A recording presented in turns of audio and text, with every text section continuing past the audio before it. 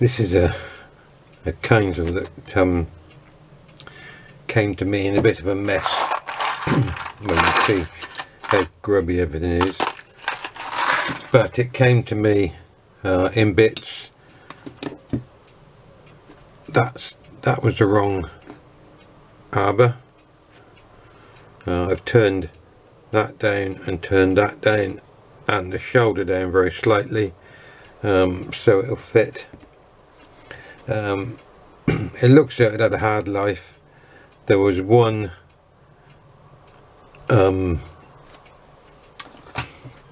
bit still missing from this lantern pinion, which I've replaced. This one here, they were all missing. No, sorry, rephrase that. They were all bent. You can see that one there, how bent that is, and there's another one there which is bent.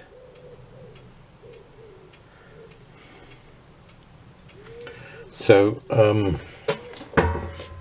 there's a couple that weren't bent, but it was pointless messing about. So what I had to do was I turned that shoulder there and down so it just fit in a collet, and then I turned a piece of brass. Let me see if I can find it.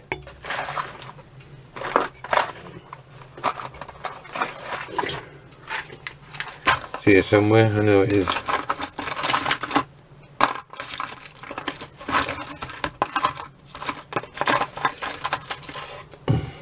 There it is. I turned a piece of brass down. Sorry, start again. A piece of brass, I drilled it and broached it out so it was a good fit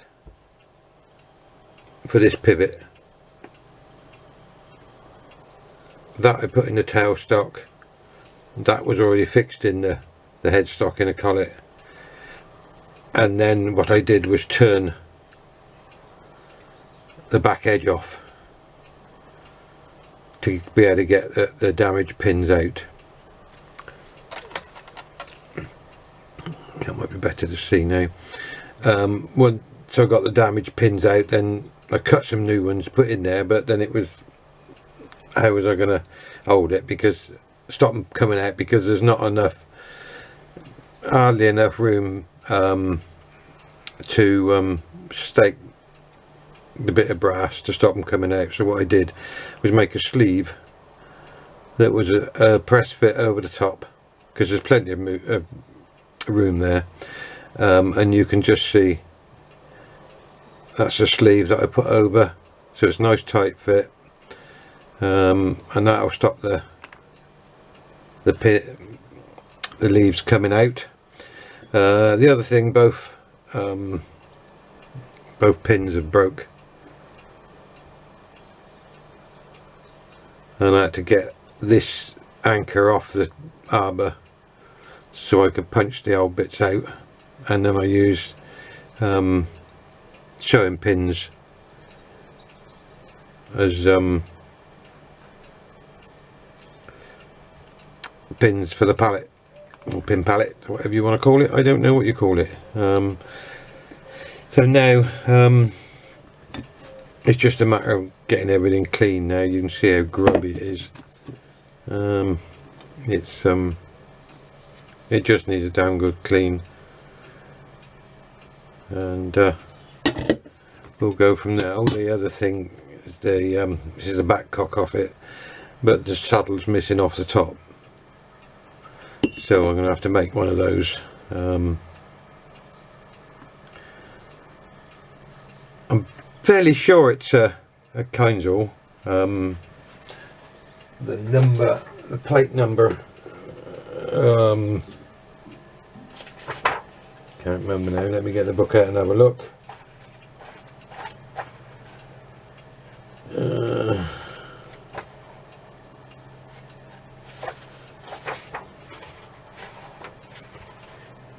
1338, I think it is. Nope.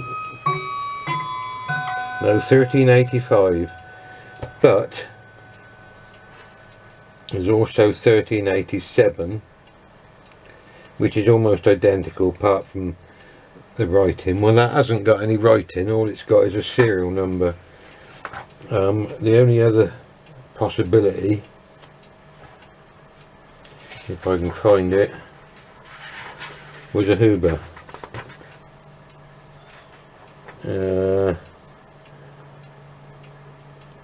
1627, so it's possible it could be that, but they're both identical plates. I can't see any difference in them at all, apart from numbers and writing. I did see another one somewhere, but I can't remember where it was now. Probably under Huber, I expect.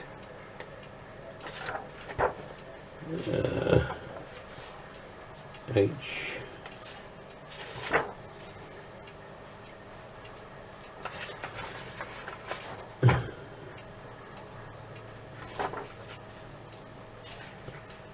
Now there it is, plate 1251. So it's an identical plate, but it's got writing on it again. So I don't know how we would tell whether it is Huber or Kienzle, but I thought the Huber ones had an eccentric bush in the front plate. So I've done an Andreas Huber, but it's not in this book, so I'm not quite sure there. But anyway, that's neither here nor there.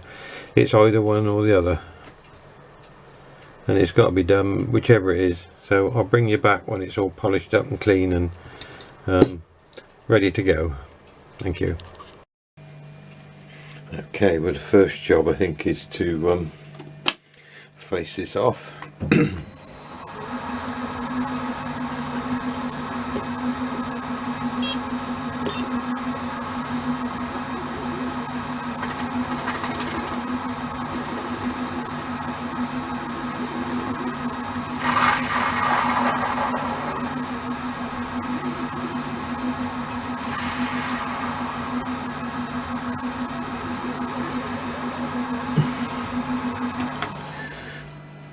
Now I've got to drill a hole in it.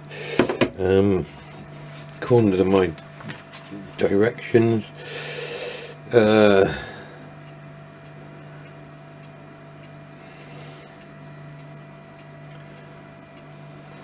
slit is 1 mil, so the hole needs to be 1 mil. We'll start off with putting a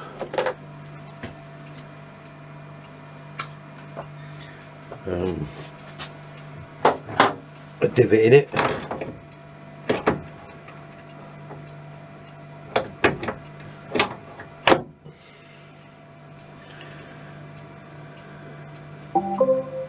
Motion detected at the front door.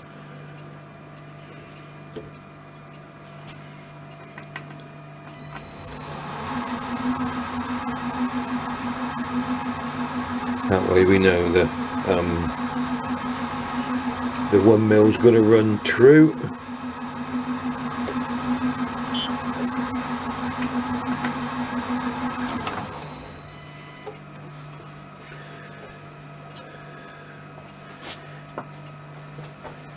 The hole needs to be bigger than 1 mil, but the slit above it needs to be 1 mil. So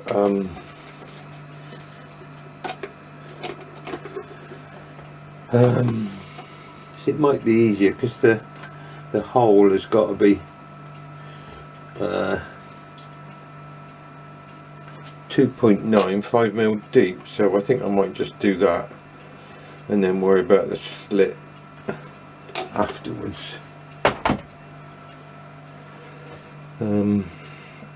I think that'll probably be the easiest thing. So there's a 2.9 drill bit, but I need to mark 5mm on it. That's the only trouble with this knife, it hasn't got a depth jobby on it.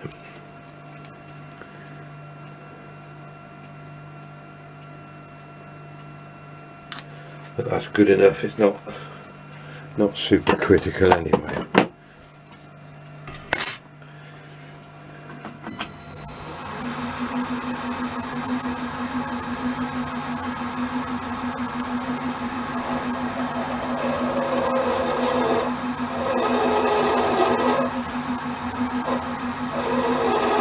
These drill bits have already been doctored, so they drill into brass nicely. So now, what is the next job? Next job, I think, is to put it in the mill and do the flats. Okay, I've got it set up in the mill.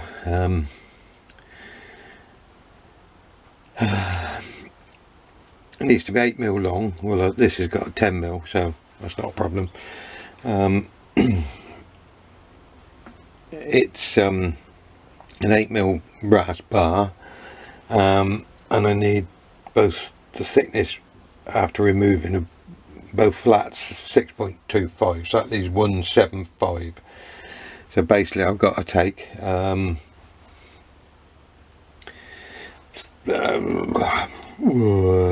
88 to 816, 78, no, 84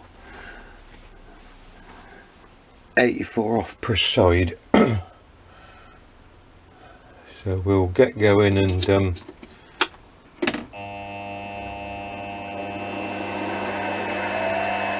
I'll bring it down until we just touch. It's not super critical.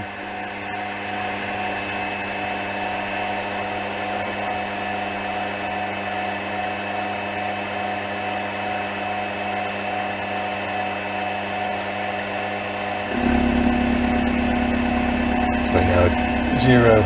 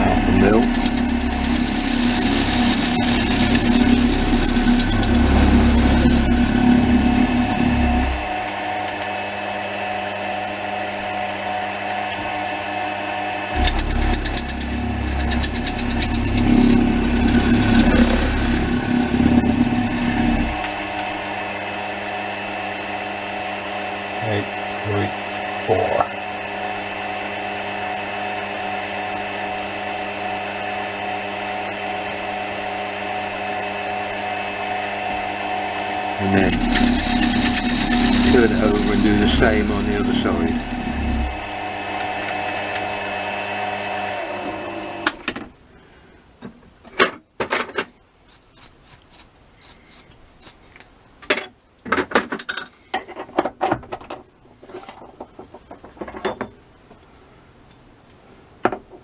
It's not super critical, but it needs to look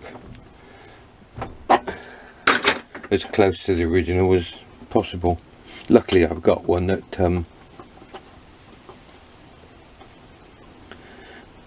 I could use to copy. So now we do the same again.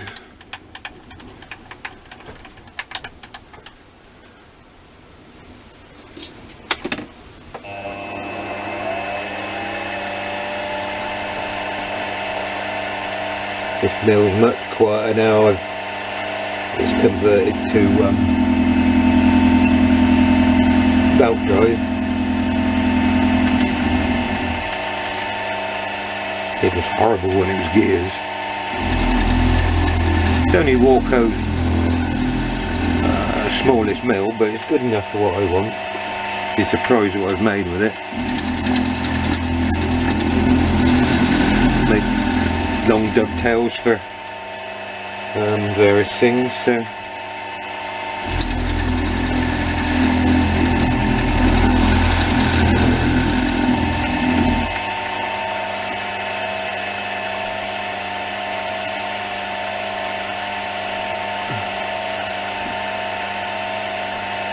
$8.40.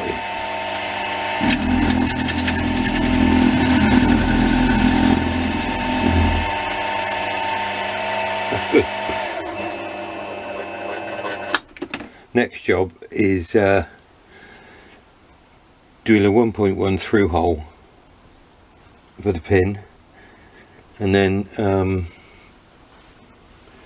put a slot in it, one narrow slot all the way through, and one slot to take the top block. We'll bring you back in a minute. Okay, we're set up and lined up now to put a 1.1 hole in. I've got to do it carefully because obviously it's a little drill bit, isn't it? But the drill has been doctored, so hopefully it'll be alright.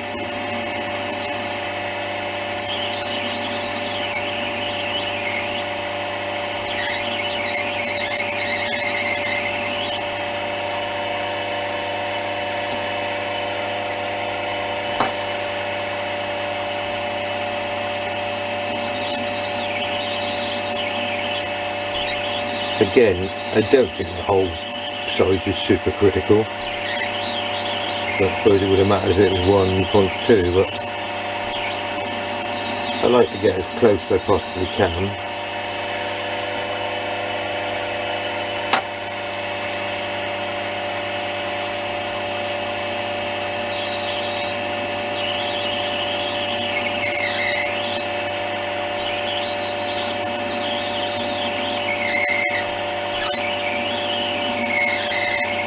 Took me ages to work out the best way of doing this.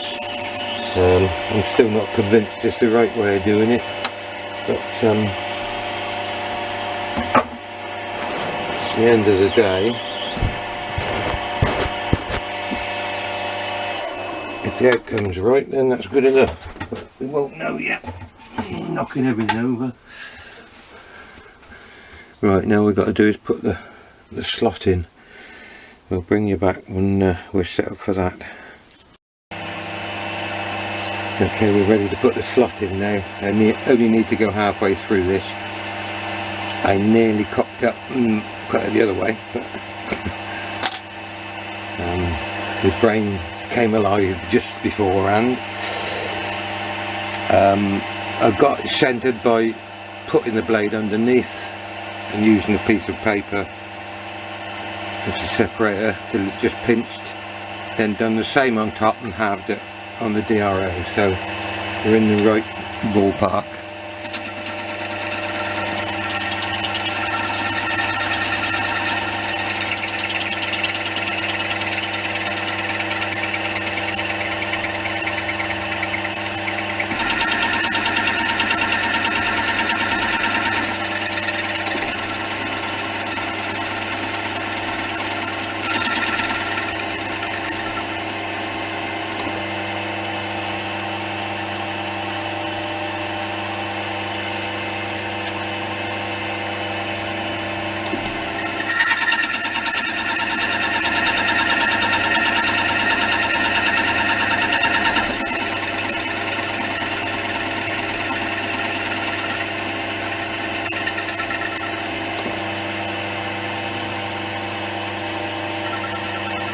Don't do it too much in one go.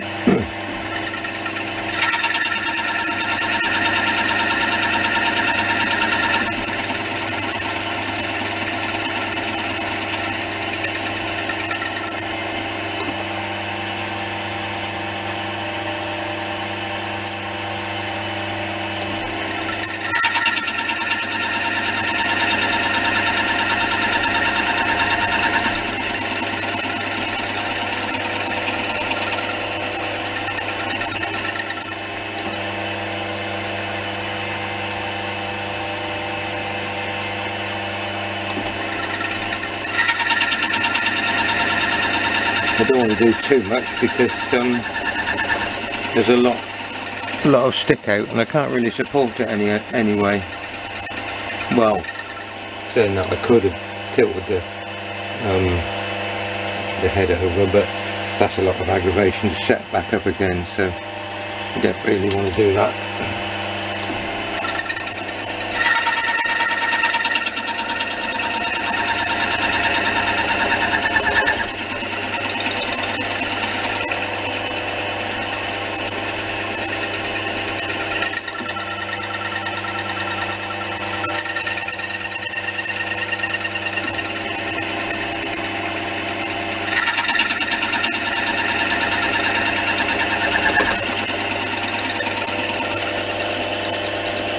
Nearly there.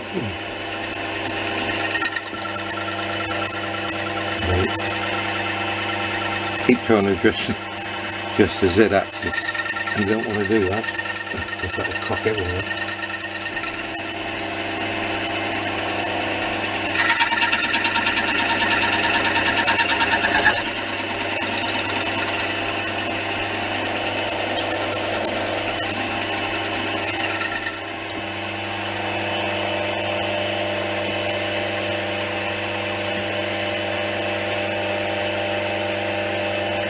I think one more should do it.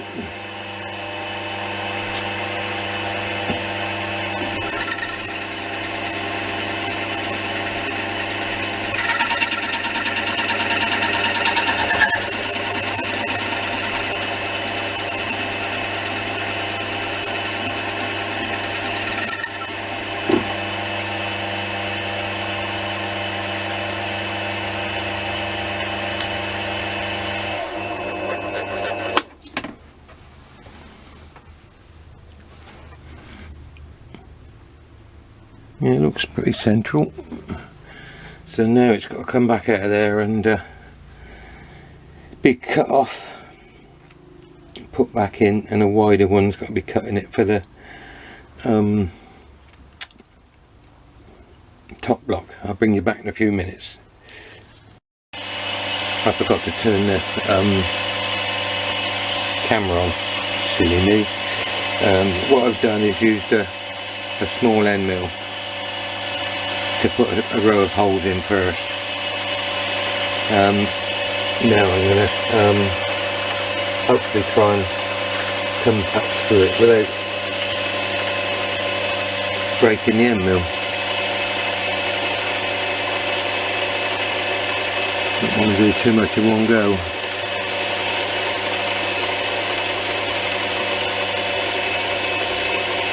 Help if I was down in the hole, wouldn't it?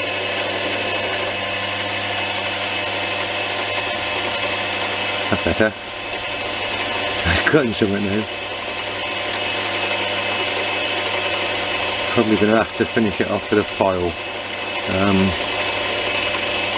because it's 2.3 the slot and I haven't got a 2.3 M mil. Bit of a shame, but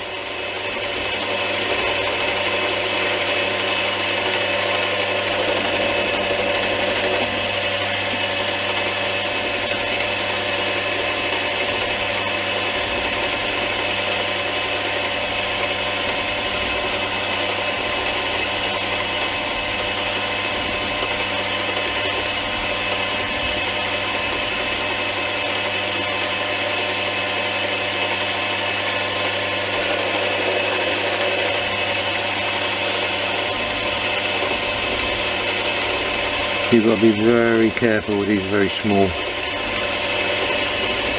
M mil, especially carbide ones like this.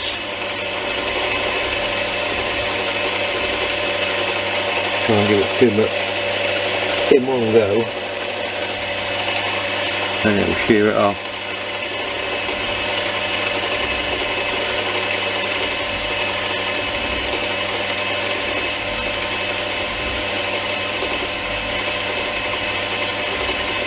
Nearly there.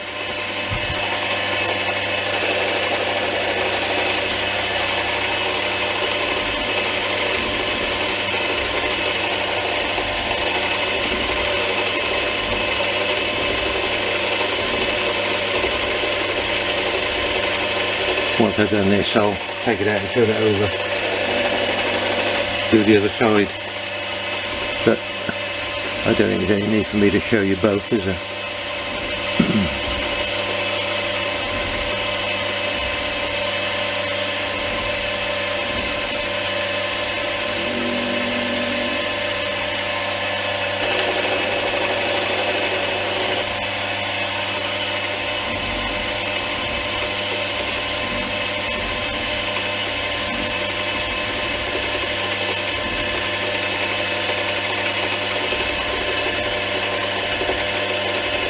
This is just long enough just to go just a bit further through than halfway, so once it's turned over and the other side's been done, then I think I've got a file small enough. Throw out that last little bit. I could make it wider and make a block for it, but I'd rather have it as close as possible to the original.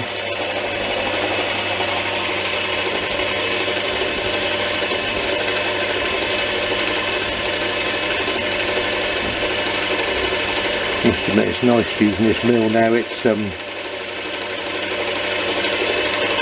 it's not making a noise.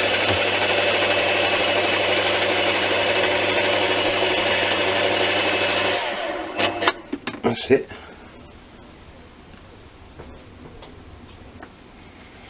We'll do the other side, then we'll come back when we're in the lathe. Okay, we're back in the lathe. I've cut the piece off the end of the stock. Just got a face off the end. Then I don't know if you can see, but there's a little silver mark just there. I need to take it down to there. I'm not using the Rockatronics, I'm just going to do it by hand.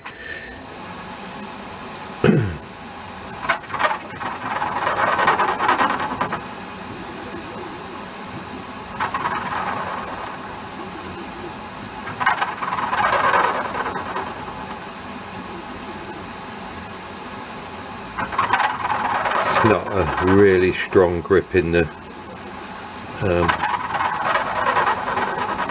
collet. I mean, it's enough, but you're just worried about doing it automatically, that it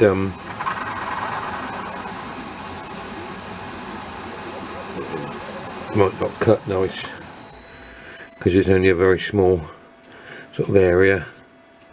Right, just a fraction more then, isn't there?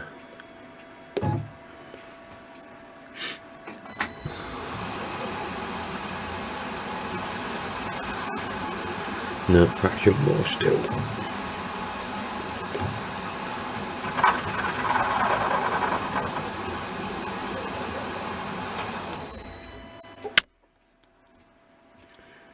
Yeah, just a fraction more, I think.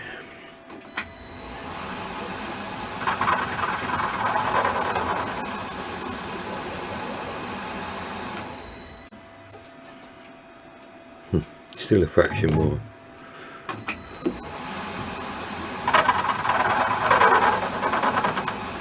It's not super critical, I know, because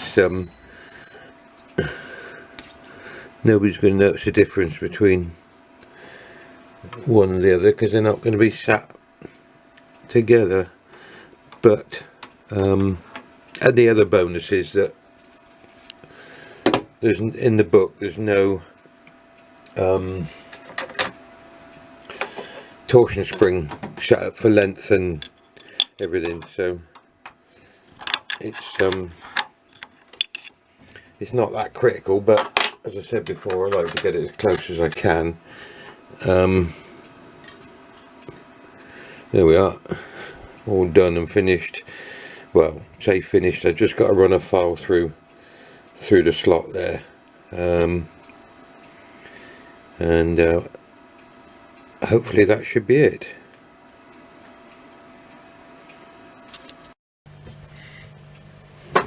Okay, so here's the finished item. Put in the back cock. I filed that out. I purposely left the screws on the top block very slightly loose, so it'll be a good fit once it's got the torsion spring in there.